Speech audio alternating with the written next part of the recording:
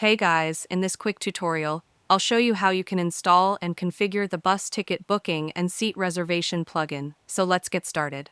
First, go to your WordPress dashboard, click on Plugins, then Add New, and search for bus ticket booking with seat reservation. Once it appears, click on Install Now and then Activate.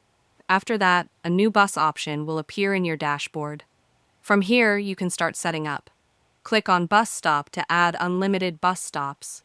For example, you can add a few stops to see how it works. Then, click on Bus Type to create categories such as AC and non-AC. After that, go to Add New Bus to enter all necessary details like bus name, description, driver's seat position, seat columns, and seat rows. By clicking the Create Seat Plan button, you can view the full seating arrangement and assign numbers to each seat. Next, set the boarding points and dropping points along with their times. You can also define ticket prices by selecting the destination and entering the fare. Additional options allow you to add coach number, total seats, and even configure off days or specific operational dates. Finally, set a featured image for your bus and click on Update to save everything. On the front end, you'll see a clean and professional bus booking system ready to use. And that's it. If you found this video helpful, consider giving it a like and subscribe.